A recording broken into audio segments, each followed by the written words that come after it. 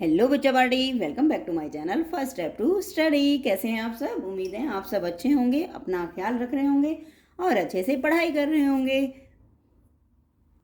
आज की जो वीडियो है वो शुरू करने से पहले मैं एक बात आपसे डिस्कस करना चाहती हूँ बच्चा। एक्चुअली जो हमने लास्ट वीडियो बनाई थी लिंग पर, जिसका इंग्लिश मीनिंग है जेंडर, मैंने मिस्टेक से उसमें लिखा GINDER, जो कि गलत है। असली जो राइट स्पेलिंग है वो क्या है? GENDER। आप उसे क्लियर कर लीजिए कि वो GI नहीं GENDER है, और मुझे माफ़ कर दीजिए। नेक्स्ट टाइम हम थोड़ा सा ध्यान देंगे। बढ़े अब हमारी वीडियो की तरफ। आज की जो हमारी वीडियो है बच्चों वो है मुहावरे। क्या है? मुहावरे। इन्हें हम इंग्लिश में इडियम्स कहते हैं, IDIOMS। आज हमारी स्पेलिंग जो है वो ठीक है। मुहावरे जो होते हैं वो क्या होते हैं बच्चों? मुहावरे जो हम लोग हमारी भाषा में कुछ ऐसे शब्द या वाक्यांश जो है वो इस्तेमाल करते हैं, जो एक मतलब कहने में वो छोटी होती हैं, लेकिन उसका जो मीनिंग होता है वो बहुत बड़ा होता है। और जो मुहावरे हैं वो हर भाषा में एक अलग से एक विशेष जो है वो महत्व जो है वो रखते हैं। और जो ये मुहावरा जो एक शब्द है हमारा, वो हमें अरबी भाषा से मिला है। अरबी भाषा का शब्द है ये, जिसका शाब्दिक जो अर्थ होता है वो होता है अभ्यास या बातचीत करना। मुहावरा या मुहावरे क्या होता है, पहले इसकी परिभाषा देखते हैं बच्चों। किसी भाषा में ऐसे वाक्यांश जो सामान्य अर्थ का बोध न कराकर किसी विशेष अर्थ को प्रकट करते हैं, क्या कहलाते हैं? मुहावरे कहलाते हैं। यानी इसका मीनिंग क्या हुआ बच्चों? भाषा में कोई विशेष अर्थ को प्रकट करने वाले वाक्य जो हैं, जो कथन जो हैं, वो क्या कहलाते हैं? मुहावरे कहलाते हैं। और मुहावरों की जो है बच्चों कुछ ना कुछ विशेषता होती है। कैसे? कि ये हमेशा जब हम इनको इस्तेमाल करते हैं तो मुहावरों को इस्तेमाल करके हमारी जो भाषा है वो और अधिक आकर्षक और प्रभावशाली बन जाती है। जैसे मुहावरा जब हम यूज़ करते हैं बच्चों, तो इनका कुछ ना कुछ विशेषता होती है। इनकी क्या क्या विशेषता होती है? जैसे कि ये भाषा को आकर्षक और प्रभावशाली बनाते हैं। जब हम बोलते हैं अपनी भाषा में, जब हम मुहावरों को इस्तेमाल करते हैं, यूज़ करते हैं, तो हमारी बात का महत्व जो है वो बढ़ जाता है, और वो हमारी जो बात है वो आकर्षक लगती है, प्रभावशाली यानी इफेक्टेबल हो जाती है। इनका प्रयोग वाक्य के प्रसंग में होता है। जब हम इन्हें इस्तेमाल करते हैं तो जब हम वाक्यों में बनाते हैं तभी उनका इस्तेमाल जो है, प्रयोग जो है वो होता है। इनका रूप जो है वो कभी नहीं बदलता। ये जैसे लिखे जाते हैं उसी तरह से इस्तेमाल किए जाते हैं।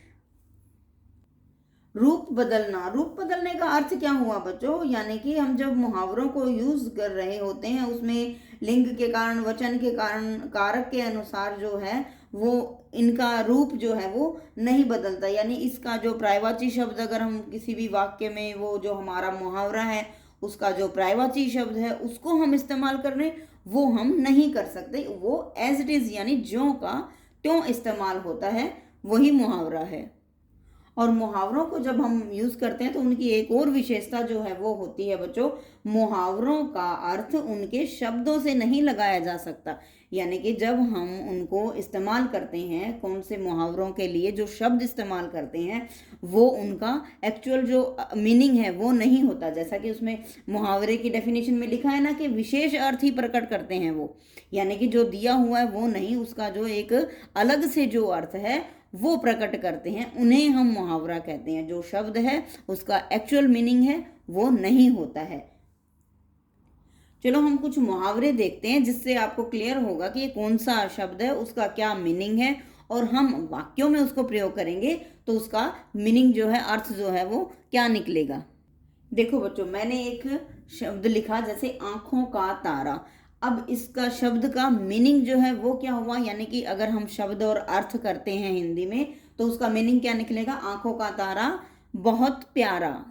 इनको जब हम वाक्यों में प्रयोग करेंगे, जैसे आंखों का तारा, उसका अर्थ क्या हुआ? बहुत प्यारा। वाक्य देखिए, हिमांशु अपने माता पिता की आंखों का तारा है। अब इस वाक्य में क्या हुआ, आंखों का तारा। अब हमने क्या कहा था कि हम जब इन्हें इस्तेमाल करेंगे तो हमें उनका जो रूप है वो नहीं बदलता है। तो किस तरह से, आंखों का तारा। आंखों के तो कई मीनिंग, मतलब जो शब्द हैं वो बन सकते हैं, जैसे हम पर्यायवाची शब्द में देखते हैं नयन, चक्षु। तो हम इन्हें इस तरह से इस्तेमाल नहीं कर सकते। कैसे, आंखों का तारा। तो हम अगर ये कहें कि नैन का तारा, चक्षु क्या का तारा, नहीं बन सकता ना, वो वैसा का वैसा इस्तेमाल होगा। मुहावरे उन्हें ही कहते हैं कि उनका जो शब्द है वो नहीं बदलता, और हमेशा उनके वाक्य में जब हम प्रयोग करते हैं तो उनका जो एक्चुअल जो वर्ड है उसका वही यूज होता है। एक और देखिए उदाहरण, जैसे देखिए ये शब्द है कमर कसना। ये एक मुहावरा लिखा है, कमर कसना। इसका अर्थ क्या है, इसका अर्थ है तैयार होना, यानी कि एक किसी काम के लिए रेडी रहना, तैयार हो जाना। इसका वाक्य में प्रयोग देखिए, विद्यार्थियों ने वार्षिक परीक्षा के लिए कमर कस ली है। अब ये देखिए कि वो परीक्षा के लिए तैयार हो गए हैं, तो उन्होंने कमर कस ली है। अब यहाँ अगर हम तैयार होना लिखेंगे तो ये वाक्य जो है वो सही नहीं बनेगा। हमेशा हमेशा मुहावरा जो है वही किसमें, वाक्यांश में जो है वो यूज होता है, न कि हम उसका अर्थ इस्तेमाल करते हैं। तीसरा और देखिए, तीसरा है हमारा घुटने टेकना। इसका अर्थ क्या होता है, हार मान लेना।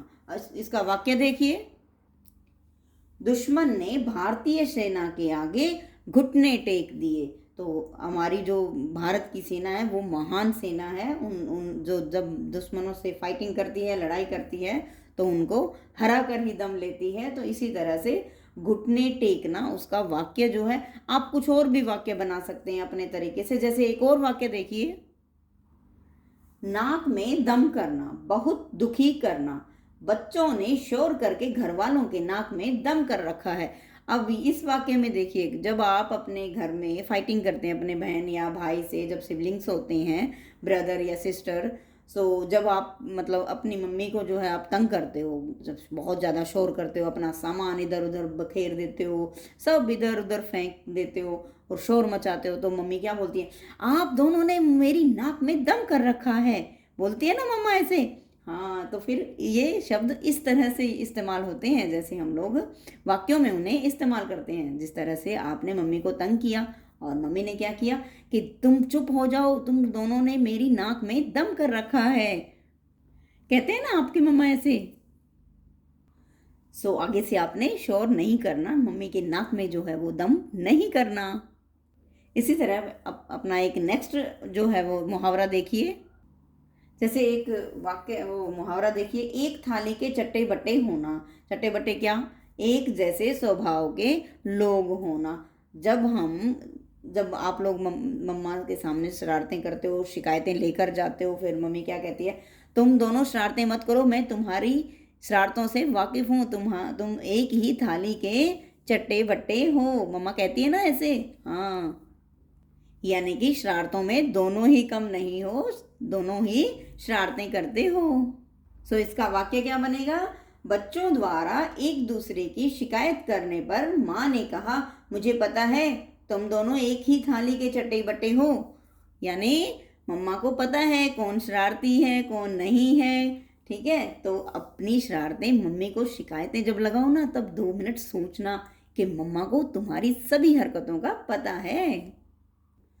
तो बच्चों, अब तो पता लगा तुम्हें, जब आगे से आप लोग शिकायत करोगे ना मम्मी से, तब सोचना नहीं मुझे शिकायत नहीं करनी। जब आप बड़े भैया की शिकायत या बड़ी बहन की शिकायत करते हो तो मम्मा यही बोलती है ना आपको, एक ही थाली के चट्टे बट्टे हो तुम। यानी मम्मा को आपके बारे में सब कुछ पता है पहले से ही कि आप दोनों कितने शरारती हो। तो बच्चों, अब मैं आपको कुछ मुहावरे बताऊंगी जिनका अर्थ भी बताऊंगी, लेकिन उनका जो वाक्यों में प्रयोग है वो आप स्वयं करके देखेंगे। जैसे मुहावरे और अर्थ। मुहावरे क्या है, दांत खट्टे करना, हरा देना, हराना, यानी किसी को डींगे मारना, अधिक बढ़ा चढ़ाकर बातें करना, नाक रखना, मान रखना, मिट्टी में मिलाना, नष्ट कर देना, गांठ बांधना, अच्छी तरह याद रखना, खिचड़ी पकाना, गुप्त रूप से सलाह करना, आंखें खुलना, अकल आना, हक्का बक्का रहना, चौंक जाना। ये कुछ मुहावरे हैं जो आपने स्वयं करने हैं, इनके ऊपर वाक्य बनाना आपने है। आप इन सभी मुहावरों को अपने वाक्यों में ढालने की कोशिश करना। करोगे? Okay, very good. तो बच्चों, आज की वीडियो में हमने किया मुहावरे। मुहावरे क्या होता है? मुहावरे का जो शाब्दिक जो अर्थ होता है वो है, मुहावरा जो हमारा शब्द है वो अरबी भाषा का शब्द है, जिसका जो शाब्दिक जो अर्थ है वो मीनिंग है वो क्या है? अभ्यास या बातचीत। और मुहावरे का अर्थ क्या होता है? यानी किसी भाषा में अपने सामान्य अर्थ को छोड़कर अलग विशेष अर्थ प्रकट करने वाले शब्द क्या होते हैं? मुहावरे होते हैं। और हम मुहावरों का प्रयोग क्यों करते हैं? हमारी भाषा को आकर्षक और प्रभावशाली बनाने के लिए। यानी जब हम हमारी भाषा में मुहावरों का इस्तेमाल करते हैं तो हमारी यानी बात रखने की जो कला है वो है और अधिक बढ़ जाती है। हमारी बात को क्या मिलता है? भाव मिलता है। यानी इनके प्रयोग से भावों की अभिव्यक्ति और भी आसान जो है वो हो जाती है। और इनकी विशेषता क्या है? मुहावरे जो है किसी वाक्य का अंग बनकर ही भाषा में प्रयुक्त होते हैं और मुहावरे जो हैं अपना रूप नहीं बदलते हैं। यानी बच्चों, बात करने के दो तरीके हो सकते हैं। कैसे? एक तो साधारण रूप यानी कि सरल रूप से अपनी बात को कह देना, और दूसरा है विशेष रूप। कैसे? अपने बातों में मुहावरों का प्रयोग करके, अच्छे शब्दों का प्रयोग करके हम हमारी भाषा को और भी अधिक प्रभावशाली जो है वो बना सकते हैं। सो बच्चों, आज की हमारी वीडियो जो इडियम्स पर थी यानी मुहावरों पर थी, उम्मीद है आपको समझ आई होगी। तो मिलते हैं नेक्स्ट वीडियो में। Till then